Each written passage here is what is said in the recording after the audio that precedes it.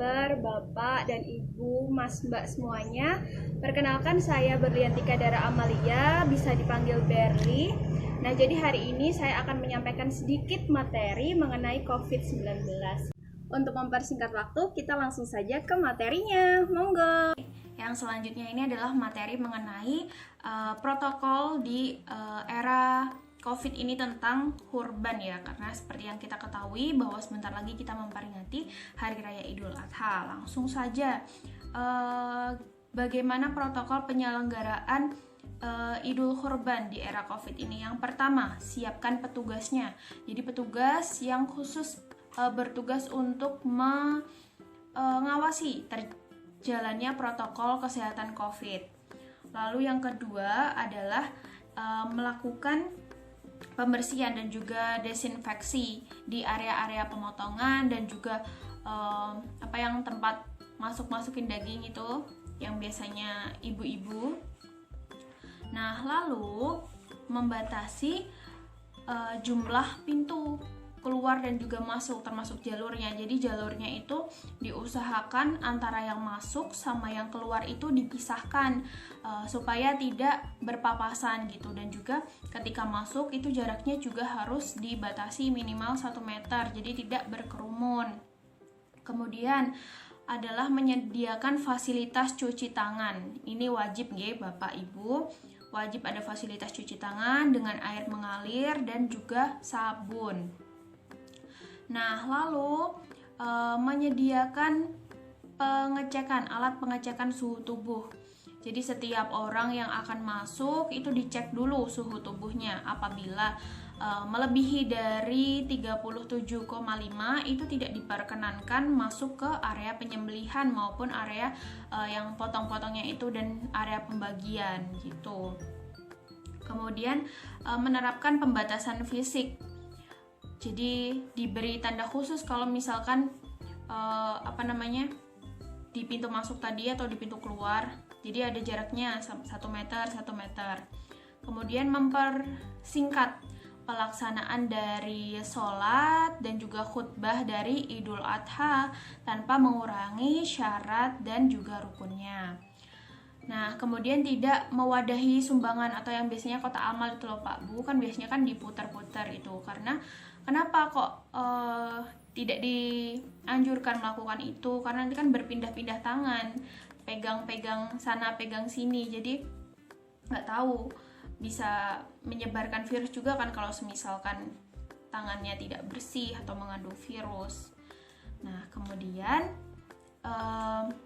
jangan lupa untuk memberikan himbauan kepada masyarakat. Biasanya kan bisa diumumkan melalui masjid atau diumumkan lewat Bapak Ibu RT-nya tentang protokol kesehatan COVID di era pandemi ini.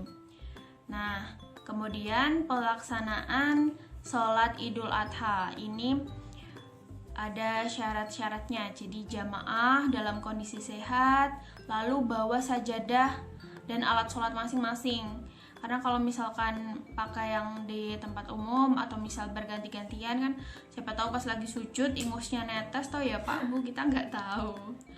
Nah, kemudian pakai masker sejak dari keluar rumah dan selama berada di tempat pelaksanaan dari Idul Kurban. Menjaga kebersihan tangan, terus sering mencuci tangan menggunakan sabun atau hand sanitizer. Terus menghindari kontak fisik seperti salaman, pelukan, cipika-cipiki, itu nggak usah dulu nggih Pak Bu. Nah, selanjutnya menjaga jarak antar jamaah minimal 1 meter. Lalu menghimbau untuk tidak mengikuti sholat Idul Adha bagi anak-anak, bagi warga yang usia lanjut atau rentan tertular penyakit, dan juga orang-orang yang tadi punya penyakit komorbid seperti diabetes, hipertensi gitu. Nah, untuk penyelenggaraan penyembelihan hewan kurban itu harus memenuhi persyaratan sebagai berikut. Jadi yang pertama adalah penerapan jaga jarak fisik, meliputi pemotongan hewan kurban itu dilakukan di area yang mungkin bisa diterapkan jaga jarak fisik. Jadi jangan yang sempit-sempitan, ubel-ubelan gitu nggih Pak Bu. Yang kedua adalah penyelenggara mengatur kepadatan di lokasi penyembelihan.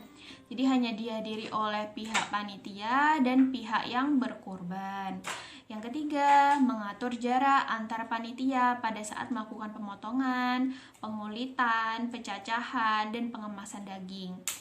Yang keempat, pendistribusian daging hewan kurban itu dilakukan panitia ke rumah mustahi. Jadi kan biasanya warga tuh yang bawa kupon terus habis itu datang ke lokasi penyembelihan. Nah ini mending diantar-antar saja ke rumah-rumah warga.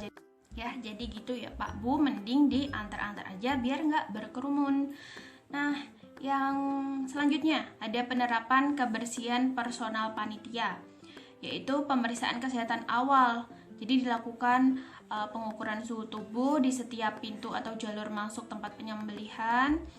Terus oleh petugas tadi yang di awal bertugas mengawasi protokol COVID-nya. Yang kedua, panitia yang berada di tempat penyembelihan dan penanganan daging tulang itu harus dibedakan. Yang ketiga, setiap panitia yang melakukan penyembelihan, pengulitan dan teman-temannya itu pakai masker, pakai pakaian yang berlengan panjang, pakai sarung tangan selama di area penyembelihan. Jadi bisa pakai sarung tangan yang plastik itu atau yang latek atau karet itu nggih Pak Bu. Jadi biar higienis dagingnya. Yang keempat adalah penyelenggara itu hendaknya mengedukasi para panitia agar tidak menyentuh mata, hidung, mulut, telinga, dan juga mencuci tangan dengan sabun dan air mengalir. Yang kelima adalah hindari jabat tangan, kontak langsung, terus menerapkan tadi etika batuk, bersin, dan juga meludah. Meludah juga jangan sembarangan Bapak Ibu. Yang keenam, panitia yang berada di area penyembelihan harus segera membersihkan diri atau mandi sebelum bertemu dengan anggota keluarganya. Seperti yang sudah saya jelaskan, setiap kali keluar rumah itu wajib mandi dan ganti pakaian sebelum menyentuh apapun, bertemu siapapun, pegang-pegang pokoknya intinya. Nah, terus ini yang terakhir adalah penerapan kebersihan alat. Ini cuma ada 2 poin. Yang pertama, melakukan pembersihan dan desinfeksi seluruh peralatan sebelum dan sesudah digunakan, serta membersihkan area dan peralatan setelah seluruh prosesi penyembelihan selesai dilaksanakan. Jadi wajib dibersihkan sebersih-bersihnya. Yang kedua adalah menerapkan sistem 1 orang 1 alat. Jadi sebisa mungkin kan itu biasanya pada bawa pisau-pisau tuh, itu jangan gantian Pak Bu. Jadi aku bawa dari rumah ya ini punyaku, tak pakai sendiri. Tapi kalau semisal kondisinya mengharuskan untuk bertukar peralatan, itu dibersihin dulu alatnya yang mau dipakai, pisaunya ini dibersihkan dulu sebersih mungkin, baru diserahkan ke temannya gitu. Mungkin itu cukup sekian materi COVID dan juga protokol penyembelihan hewan kurban. Semoga bermanfaat. Terima kasih. Alhamdulillah, sekian materi yang bisa saya sampaikan. Semoga bermanfaat untuk bisa menghadapi hari-hari di era pandemi COVID-19 ini. Saya sebagai pemateri hari ini mengucapkan mohon maaf sekali apabila masih banyak kekurangan dalam penyampaian. Untuk selanjutnya saya serahkan ke teman-teman yang di Jogja. Terima kasih. Wassalamualaikum warahmatullahi wabarakatuh.